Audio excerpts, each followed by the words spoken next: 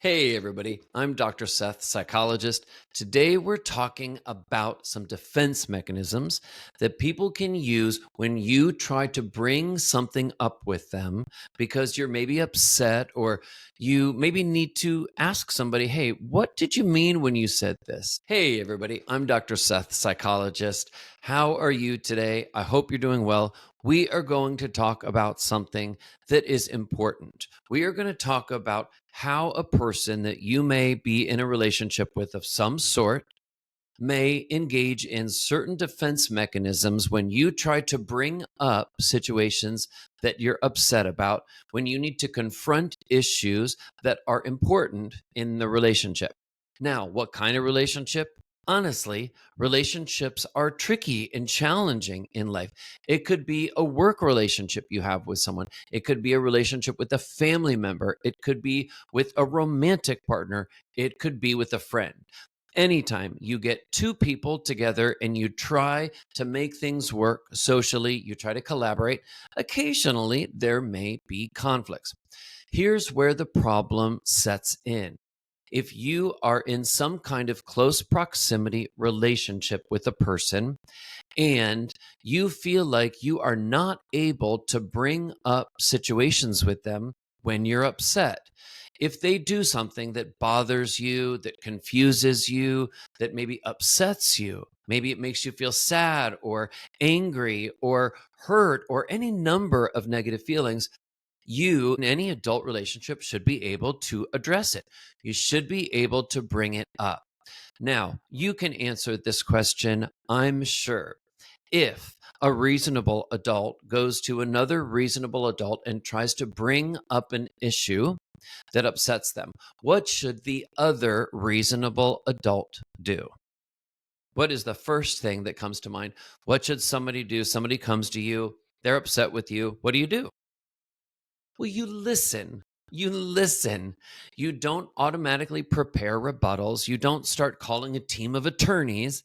You don't summon every single defense mechanism you have to avoid it, to deflect it, to deny it, to combat it. You can just listen. You can just listen. And then in a healthy adult relationship, the two of you talk and you work it out and you try to get to some type of agreement. Again, whether it's a dynamic at work, whether it's a dynamic in your family, whether it's a dating or romantic relationship that you're talking about. Two people together, they listen, they talk, they share their feelings, and then what do? They move on. Here's what is so important. What helps two people in a relationship after dealing with something upsetting? What allows those two people to move on? What allows two people to move on effectively in a good place? So the two people, after working through something, are in a good place. Well, it's exactly that, that they work through it, that they actually deal with it, they address it, each person feels heard and understood, and that allows them to move on. When a person in a relationship feels like they can't go to the other person and get an honest answer or really talk about it, the other person really won't take any accountability, won't even acknowledge or validate or legitimate what you were talking about in the first place. Well, there's a problem. There's a problem because that relationship in that way is not functioning in the way that a healthy adult relationship should. One of accountability, one of collaboration, one of agreement, ultimately. Two people don't have to agree with every single thing the other person thinks or believes, but they do need to be able to talk about it. They do need to be able to listen. Each person does need to be able to talk reasonably about how they feel, maybe what went into what they said or did, why they said it, why they did it. These are adult realities. Now, I'm going to give some examples of two particular defense mechanisms that get used. These are avoidance tactics when you try to bring something up with someone. And avoidance tactics are a warning sign to beware of in a relationship because what it shows you is this is someone, in some ways, you simply aren't going to be able to reason with and also be super close to. How can you be close to, if you are a healthy person with healthy expectations for the relationship, how can you have a close, healthy, consistent relationship with somebody that's not willing to be an adult in some ways, that's not willing to listen, who's not willing to self reflect? Who's not willing to change their behavior sometimes. So, what I'm going to do is I'm going to share 3 examples of situations where a person uses avoidance tactics when you bring something up, and they turn to 2 different defense mechanisms to deal with it: rationalization and intellectualization. What is rationalization?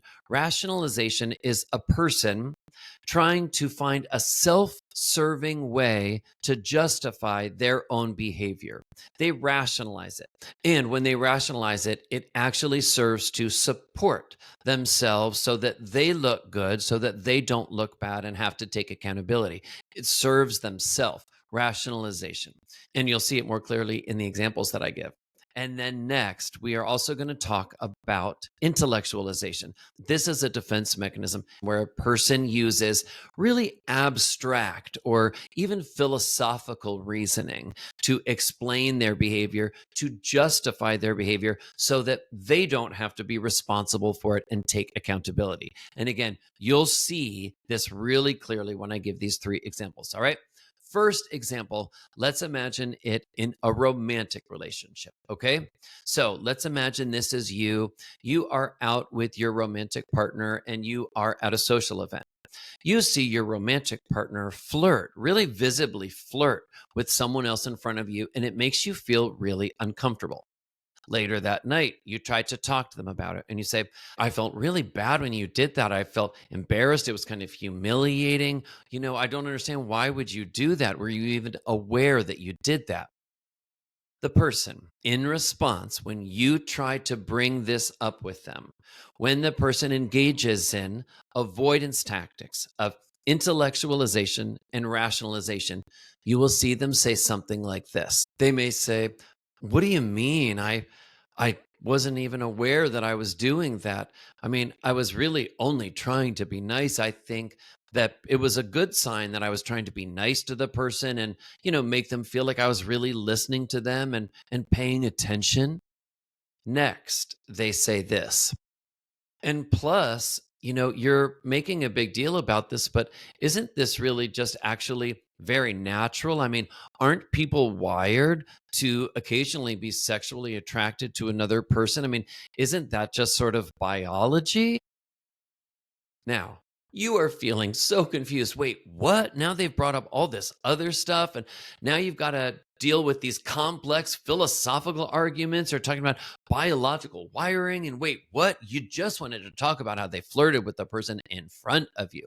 So you see the avoidance tactics because what are you supposed to do? You've got so much to work with now. You tried to bring something up, but now you've got to try to sift through all their feedback and figure out how do you even approach this now, right? Rationalization, you saw it because they came up with something self serving. Well, they were just trying to be nice to the person. They're such a nice person, right? In addition, you see the intellectualization, the bringing up a philosophical argument that distracts you. Next, let's go to example 2. Imagine a workplace situation. Okay. So imagine this is you. You are working on a project at work with another member of your team. And then the two of you later have to go into a meeting and discuss the project that you've been working on with the team. Well, the person that you worked on the team with, when you go into that meeting, they actually say something critical about the part of the project that you worked on. They say something kind of critical about your work in front of the entire team. Later, when you're upset about it, you try to talk to them. You say, hey, why did you do that? You really made me look bad. I really came out of the blue. I don't understand why you would do that to me. The person, when you bring it up with them, again, engages in avoidance tactics. And they sometimes use rationalization or intellectualization. Here's what they may say, something like this. Gosh, I was really only trying to be honest. I mean, I hope it's okay that I was just being honest. I mean, I really wasn't trying to be hurtful, but I really feel like honesty is something important in a work meeting because this project really does matter. Next, they add this. Aren't we also supposed to be able to handle work criticism in a work environment? I mean, isn't constructive criticism kind of a part of our professional development? And also, doesn't innovation really kind of require that people be challenged, that we all feel challenged in a work setting? Again, you see it. The rationalization, they're just being honest and they say something that makes them look in a positive light. This is self serving. They're just being honest, okay? Then you also see the intellectualization, the bringing into it another argument that makes you think, huh, gosh, I guess is it time for me to do a master's or doctoral level thesis on this? You've really brought up a good idea. But what it really does is just distract you. It's them using an avoidance tactic that gets you to stop focusing on the specific thing that they did that upset you. This avoids them taking accountability that they shouldn't have said it or they shouldn't have done it. And you know what? You can't get anywhere with them when they don't even acknowledge it in the first place. And the third example that I want to give is one that could happen between friends. So let's imagine this is you, okay? You share some really personal information with a good friend of yours, and then you later find out that they shared that information with another friend. But that's not something that you would have chosen to do. So you go to the friend who shared this information unfairly, and you say to them, "Hey, I understand that you shared this information and I'm really pretty upset. I don't understand why you would have done that." In response, they may say something like this. Well, they brought up an issue and it just came up naturally in conversation. And I felt like that would have been rude if I just kind of shut the subject down. Next, they add this.